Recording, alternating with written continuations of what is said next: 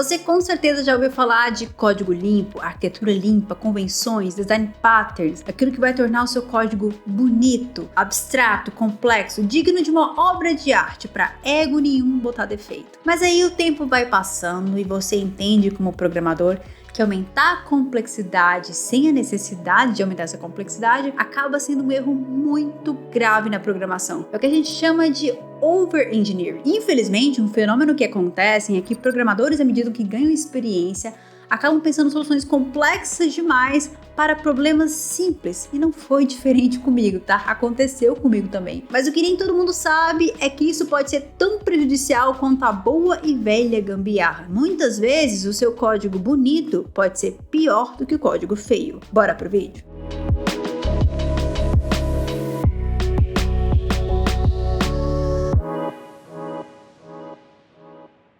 Uma das coisas mais fantásticas da programação é que não tem um jeito certo de programar. Você tem várias possibilidades para resolver o mesmo problema, várias abordagens, arquitetura, design pattern. O que vai guiar a solução são os requisitos do projeto, do seu time, do negócio que você está inserido, para que você pense qual que é a melhor solução naquele sentido. E sim, muitas vezes chegar nessa definição é algo complexo e é algo nebuloso. Bom, já me apresentando aqui, se você é novo no canal, eu sou a Tequita, seja bem-vindo ao meu canal A Tequita Dev. Eu sou engenheira de software sênior, trabalho nesse mercado há mais de 12 anos. Aqui no canal você vai encontrar muito conteúdo sobre tecnologia que vai te ajudar nessa jornada como programadora. Se você gostar do conteúdo, interage com o conteúdo, comenta, compartilha, porque assim você está ajudando o conteúdo aqui, ajudando, dando aquela força. E eu sempre tô lendo os comentários, né? Pra quem já é raiz, já sabe que eu leio os comentários, respondo os comentários. E os seus comentários me ajudam a pensar em conteúdos aqui pro canal. Então, se tiver alguma dúvida ao longo do vídeo, não esquece de comentar, opinião, não deixe de comentar, porque afinal a sua dúvida também pode ajudar outras pessoas, tá? Uma coisa que eu acho importante ali de começar na programação,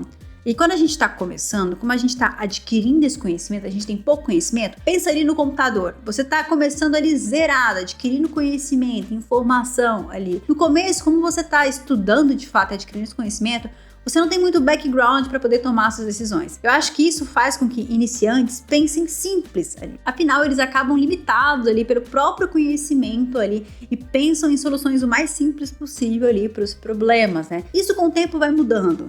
Aliás, lá na frente, pensar simples é uma das coisas mais difíceis na programação quando você tem bagagem e conhecimento, né? Para que você consiga tirar esse viés ali de tudo que você aprendeu. Aliás, já ouviu falar desse termo pensar simples, né?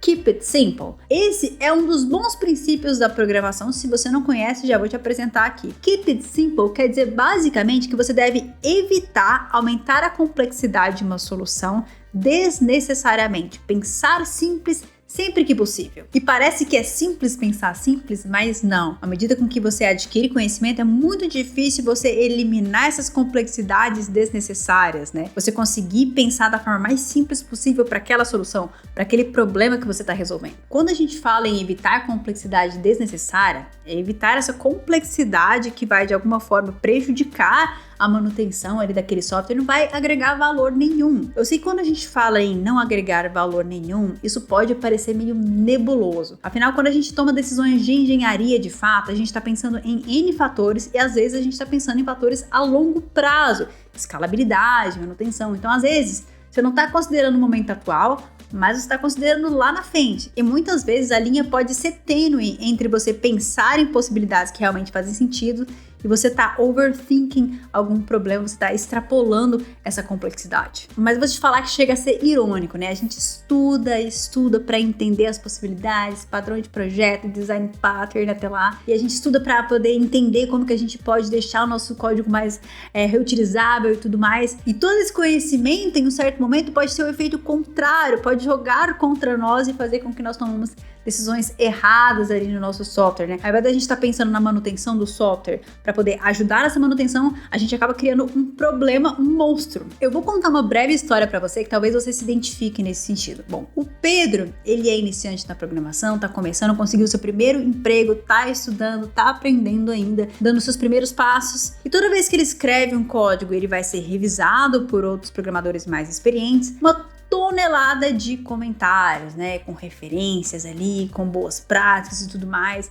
Ele entende que ele precisa de fato melhorar. Apesar de aquela solução realmente resolver o problema, ele precisa ter mais conhecimento para poder resolver aquilo de uma forma melhor, né? E às vezes meio que sem querer ele começa a pensar que o simples não é o suficiente, né? Que ele precisa explorar mais, aprender mais e de fato realmente precisa, a gente precisa ter conhecimento, né? Não é limitar o nosso conhecimento, mas é entender quando que a gente vai utilizar aquele conhecimento. Então o Pedro tá lutando com a sua síndrome do impostor, olha pro código do sênior e fala assim, nossa, um dia eu quero fazer aquilo ali porque, poxa, o código dele não tem nenhum comentário, é só aprovação, aprovação, aprovação, um dia eu quero chegar nesse nível. O Pedro vai começar a estudar, entender sobre arquitetura, abstração, paradigmas, design patterns, que realmente é importante. O Pedro vai começar a melhorar o seu código, tornar o seu código mais abstrato, vai começar a melhorar as suas soluções, só que isso começa a evoluir de uma forma que o Pedro começa a colocar o ego acima da solução. Então, ao invés de ele tomar uma decisão baseada em requisitos de fato do projeto, ele começa a experimentar soluções novas e hypes, ele começa a abstrair demais para aquilo ficar bonito e abstrato, né? Ele começa a pensar o e se? E se esse código que eu estou utilizando aqui para espremer caldo de cana, um dia fosse utilizado para fritar pastel. Pois é, e aí a gente começa a criar aquelas bizarrices abstratas ali, que acabam dificultando de uma forma tremenda a manutenção do projeto. E eu não sei se você pegou a referência aqui, mas deu fome, hein? Caldo de cana, pastel de feira, inclusive tem um jogo que é um simulador de caldo de cana e pastel de feira. Sim, existe essa pérola dos games brasileiros, não deixe de conferir porque esse jogo é muito legal. E eu falei do Pedro aqui, mas isso já aconteceu com muitas pessoas, com a maioria das pessoas, isso é meio muito comum no meio da programação, isso já aconteceu comigo. Até você ganhar uma experiência para entender que você ficar ali aumentando essa complexidade, até no futuro para você vai sofrer lá na frente, então lá na frente você vai pensar, poxa, por que eu tomei essa decisão, né? Agora eu tô tendo que dar manutenção nesse código que ficou um negócio meio bizarro. Especialmente porque quando a gente pensa em uma solução de engenharia, a gente tem que ponderar muito essa questão da necessidade, né? Vamos supor que você cria uma solução extremamente complexa, robusta ali, onde outros desenvolvedores vão ter uma dificuldade tremenda para entender aquilo, para ter aquele tipo de conhecimento. Você experimentou uma coisa extremamente nova ali, onde nem todo mundo tem contexto. O que provavelmente vai acontecer se só meia dúzia de pessoas tiverem esse tipo de conhecimento é as pessoas que vão trabalhar nesse projeto começarem a criar gambiarras ali para forçar comportamentos simplesmente porque elas não têm o conhecimento daquilo que foi implementado. E aquele é um conhecimento restrito. Por isso que é muito importante você pensar também a nível de time aquilo que você está implementando. E é isso que faz os projetos virarem Frankenstein, né? Você tem um padrão de projeto, aí chega outra pessoa, sugere outro padrão, aí você tem metade do projeto num padrão, metade do projeto em outro padrão, gambiarra para conectar os dois, e aí você já sabe, né? Essa é a realidade de todo o sistema legado que a gente mexe por aí como programador. Há algumas semanas atrás estava rolando uma thread ali no LinkedIn, onde as pessoas estavam falando justamente sobre um caso de um código feio que performava melhor do que um código bonito, né? Aí, porque por conta das camadas a mais de abstração ali, a performance dele era prejudicada em milissegundos ali em relação ao código feio. E muitas pessoas utilizando esse artifício para dizer que, poxa, olha, o código feio que resolve ali, né? Acabando usando esse artifício para defender o código feio. Tudo bem que esses termos são meio relativos, código feio, código bonito. Do que a gente tá falando aqui nesse sentido? A gente tá falando de uma solução ruim, de uma gambiarra que realmente vai dar muito problema, ou de um código ali que tá simples. Tem uma diferença muito grande em relação a isso, né? Mas eu acredito que a gente não pode utilizar desse argumento para defender o código feio, para defender a falta de conhecimento. É muito importante você ter conhecimento, você entender as possibilidades e saber ponderar isso na hora certa. Pensar na qualidade de código, ela é muito importante. A gente não pode abrir mão disso, porque muitas vezes uma comparação assim, poxa, demorou milissegundos, né? Mas isso na prática não quer dizer muita coisa, isso na verdade não afeta em praticamente nada e você acaba ganhando ali na questão da manutenção, da qualidade do código. Então eu não acho que a comparação deva ir por esse lado, né? Mas é sim muito importante pensar no over-engineering como um problema muito sério na programação, especialmente por conta dessa questão de egos, né? Acho que todo mundo já deve ter passado uma situação nesse sentido, que olhou para um projeto e falou assim, poxa, por quê? Por quê?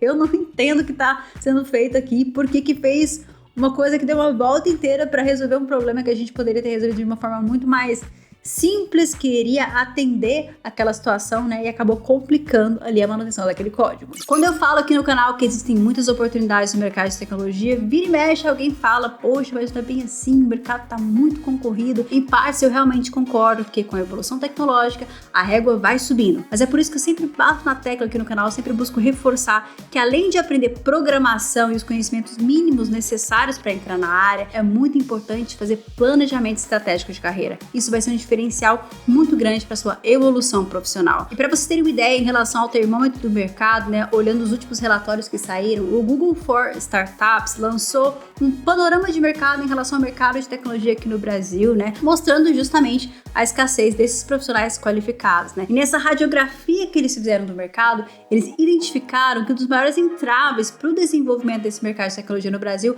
é com certeza o acesso à educação. E é nesse sentido que eu acho que o trabalho da Cobus Academy é transformador e tem o potencial de mudar essa realidade de mercado aqui no Brasil, porque além de oferecer vários tipos de curso, eles também oferecem vários formatos de acesso e também pagamento. Ou seja, a pessoa consegue escolher o que se adequa melhor à sua realidade. E entendendo justamente que existem diversas realidades ali para quem está fazendo transição de carreira, é que o curso de desenvolvimento de software da Cobus Academy agora é noturno. Então você pode aproveitar toda uma metodologia muito bem estruturada, de um curso muito bem estruturado, né? Uma metodologia que vai unir muitos conhecimentos técnicos com direcionamento de carreira, aliando isso justamente com a flexibilidade de horário. As aulas também ficam gravadas e você tem acesso a mentorias ao vivo para te dar todo o suporte durante esse período de aprendizado. Além do diferencial de poder também fazer parte do programa de residência de software, que já vai te garantir logo de cara a experiência de mercado que é tão importante e que é tão requisitada. Então, se você quiser saber um pouquinho mais sobre o curso de desenvolvimento de software da Cobus Academy e aproveitar o meu cupom de desconto, é só acessar o link na descrição desse vídeo. Inclusive, eu vou aproveitar e ler alguns comentários que deixaram lá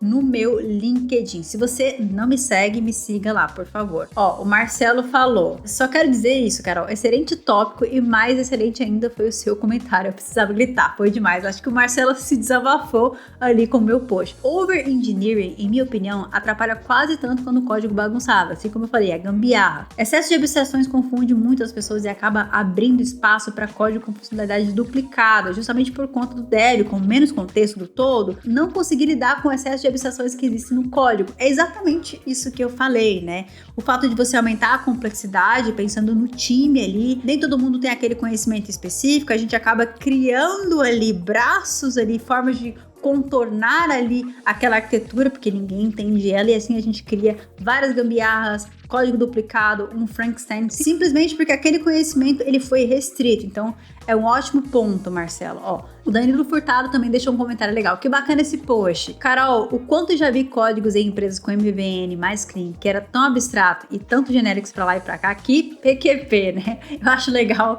que quando a pessoa xinga é porque ela realmente está extravasando, ela realmente se conectou com o que eu falei e muitas pessoas realmente se identificaram com o que eu falei. Poxa, eu passo isso no meu dia a dia, né? E era muito difícil da manutenção, até mesmo entender para que servia aquela classe, aquele código. Eu já lidei com situações desse sentido. Você fala assim, caramba, pra quê? Uma bazuca pra matar uma formiga, né? Eu sou muito adepto ao código limpo, amo MVVM clean, eu também, eu gosto bastante, eu falo bastante sobre isso, arquitetura limpa, etc. Mas eu sempre falo para todo time que eu trabalho junto. É tão simples e legal fazer um código bacana, funcional, limpo. Pra que criar coisas complexas, difíceis, só pra dizer, eu usei esse design pattern, blá, blá, blá, blá, blá, que XPTOY utilizou, que é hype do momento. Concordo com você. Isso aqui eu complementei, né? Aquele outro pattern e no final gerou uma complexidade enorme, sem necessidade, né? Eu acho que é isso, né? Essa questão de você entender, ter o conhecimento, mas também ter o discernimento de como aplicar aquele conhecimento, quanto que é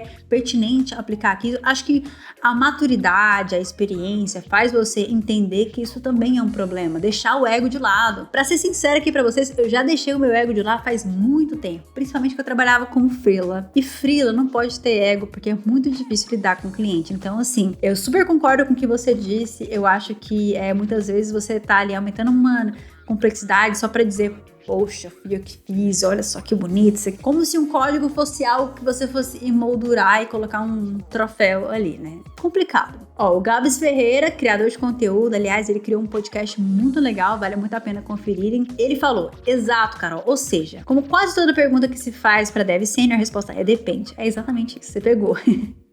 Código feio ou código bonito abstrato pode ser a melhor opção ou a pior, dependendo do contexto. Exatamente isso, não é utilizar esse argumento para defender o código feio, mas entender sim que o código abstrato, extremamente complexo, ele pode ser tão prejudicial quanto. Imagina que você tem um projeto pequeno, você precisa implementar uma solução, aí você escolhe uma arquitetura com 10 camadas. Para você mudar uma lei, você tem que alterar 10 arquivos. Definitivamente não faz o menor sentido, mas eu quero saber a sua opinião. Você concorda comigo? Não concorda comigo? Já teve uma experiência nesse sentido? Deixa aqui nos comentários. Quem sabe eu faça um outro vídeo contando a experiência de vocês, trazendo essas vivências ali, que é muito importante, principalmente para quem está começando, entender que tem os dois lados, né? E pensar simples é uma dificuldade muito grande, para que você não perca isso ao longo do tempo, quando você vai estudando e adquirindo esse conhecimento. E agora eu vou responder um comentário que deixaram em outro vídeo aqui do canal, do Johnny Giacomelli. Já vi um vídeo seu sobre freelas, mas tu indicaria qual tipo de freelas para quem está com apenas HTML, CSS e JavaScript? Olha, Johnny, tem alguns freelas que pedem apenas que você faça o front-end, ou seja, você pegar o design, né, e você codar aquele design e transformar ele em HTML, CSS e JavaScript. Fazer o front-end cruzão mesmo, sem framework, sem nada. Então tem esse tipo de freela. Aliás, tem uma plataforma chamada Fiverr, que tem muito essa questão de pessoas vendendo esse tipo de serviço. Se você for lá e pesquisar HTML, CSS e JavaScript, você vai encontrar muitos freelancers oferecendo esse tipo de serviço. E não só lá, porque lá é uma plataforma um pouco mais barata, né?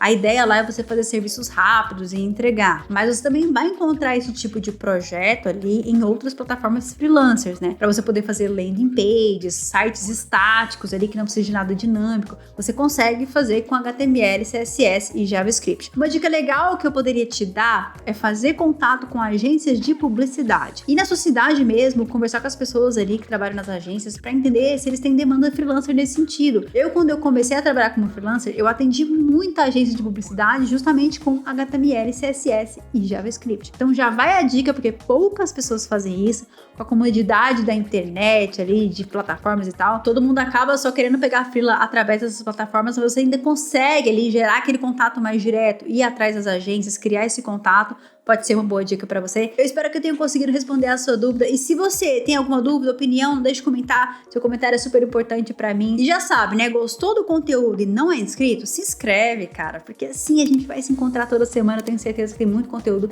que vai te ajudar aqui. Bora maratonar os conteúdos do Atequita Flix. E assim como é de costume, antes de eu me despedir pro próximo vídeo, eu vou indicar outros 2 conteúdos para você assistir aqui na sequência. Um desses conteúdos vai ser um vídeo onde eu falo sobre 10 verdades que você precisa saber antes de se tornar um programador. Esse vídeo tá muito legal. E o outro conteúdo vai ser uma indicação no YouTube. E agora o que eu vou fazer? Eu vou zapear pelo YouTube, porque eu adoro, gente, adoro. Tem uns canais de games muito bacanas. E se você gosta do meu conteúdo, não esqueça de se inscrever.